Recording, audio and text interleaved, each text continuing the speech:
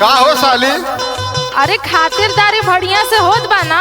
हाँ बड़ा खातिर बार रात से तो होत है देखत है। अरे कैसन तोहार मुहवा उतरल बा, लागत मन से नहीं खे बोलत आड़ा। नहीं ऐसे उतरल है कि राती का काम पूरा दम आराम से बीत गयल। अच्छे अच्छे खियौली पुयौली बरातिन के आई लड़कवा दही जुठार के खाली हो गल बा जवन तोरे अटल जुड़ल देहलू। लेकिन है अब जाए का समय आल तो कर जूतवा चोरा ले लू। का है जीजाजी, रउआ अपन नेक पूरा लेनी पूरा आ हमरे बदे नाटक करतानी, हमरो को पूरा लेवे दी। जवन होला के हिसाब से लेके दे द। हिसाब से? हाँ। अरे तू हमारे एकलौता जीजा बड़ा हो। अच्छा तो हसे ना मांगब तो कैसे मांगब? अरे हम तनी देखा में रह गए कि लड़कवा के का मिलत है, यही में धीरे से तू लहा देलू। सुना बोला बोला। चोरी का लेहलू कब जाने हाली से दे द जूता निवेदन हो साली से।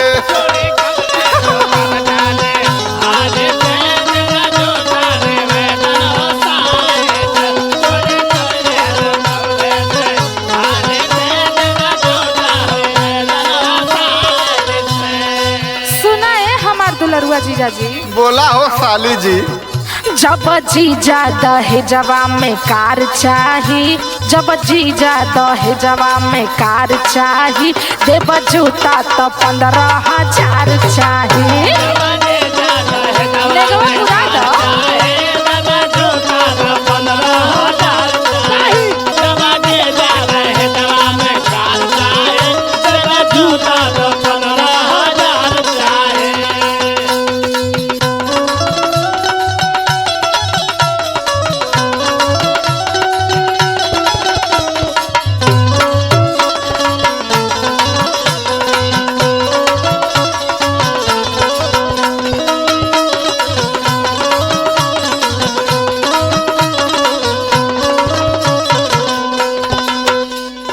सुना है साली जी।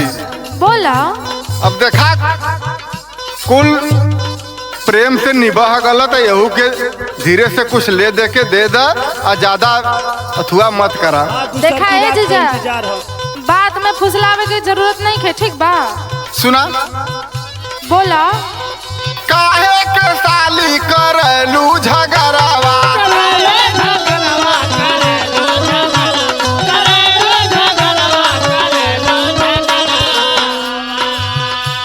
अपन सौआ ले ल करान रगरवा।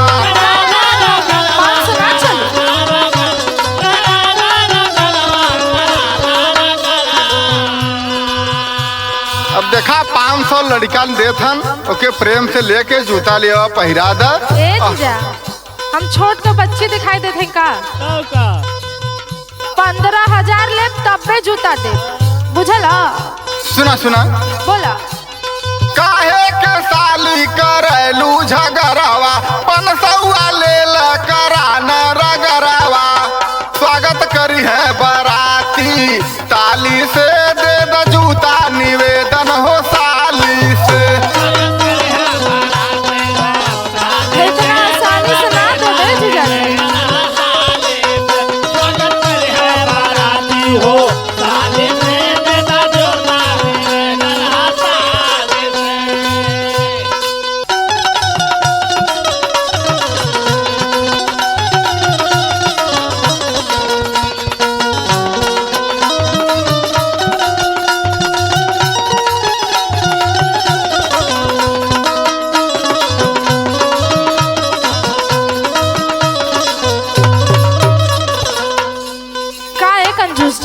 का हो साली जी? 15,000 निकारे में का इतना उख मजता रहा, देख के हटावा ना। अरे अब 1,000 का जूता तू 15,000 मांगत हो तो कहाँ से पोसाई? अरे जीजा जी। बोला हो। जूता पे हमार हाथ न लागल बा। अच्छा। वो 15,000 का 20,000 के कहाई। अच्छा सुना हमार बात। बोला। पवला दहेज ढेर कम है बुझाला,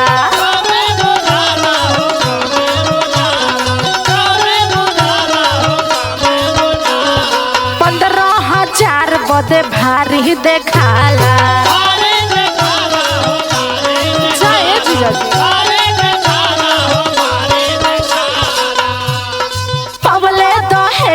ढेर कम में बुझाला 15,000 बदे भारी देखाला जीजा मुहवा पर तोहरे पड़ल स्याही देव जूता तो 15,000 चाही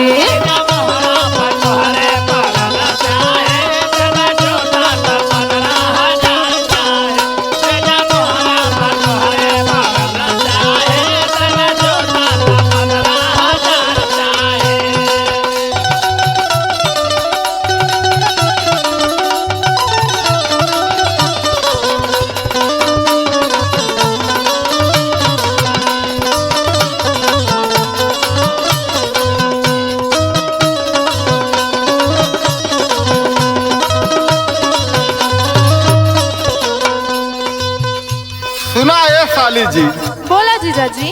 अब बड़ा कहा सुनी हो गल।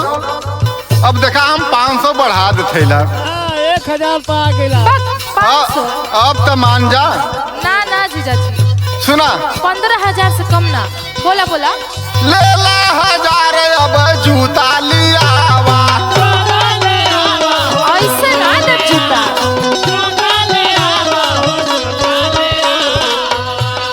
कहिला साली न झंझट मचावा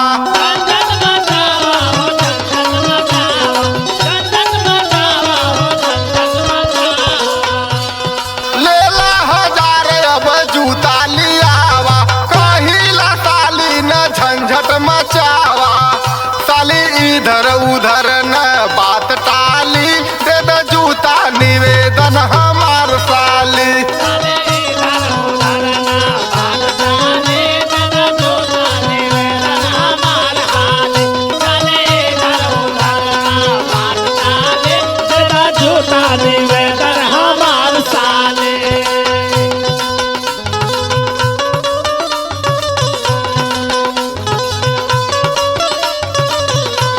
वाह क्या बात है मुन्ना।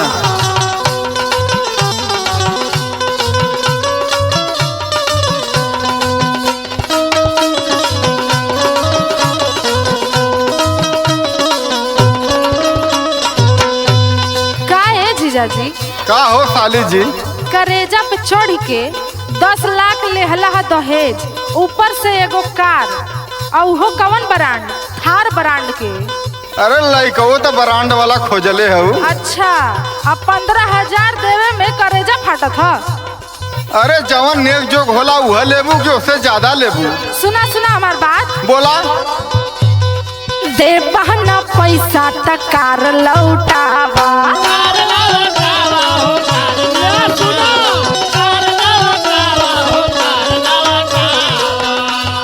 छेदिया शोक नहीं रुतबा जमावा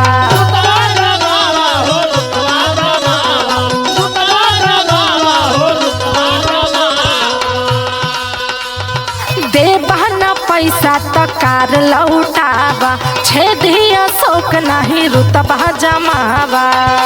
और सुना बोला प्रीति राज कहे धनवा के तोहे हाही प्रीति राज कहे धनवा के तोहे हाही देव जूता तो 15,000 चाही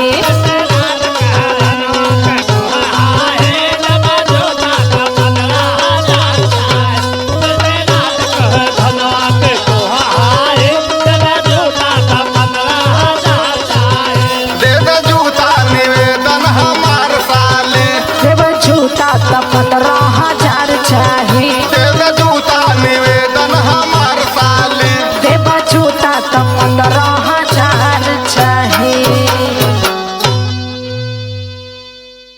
15,000 द आ जूता ले जाओ। चला जब न मनबू तो भाई दे वही के हुई।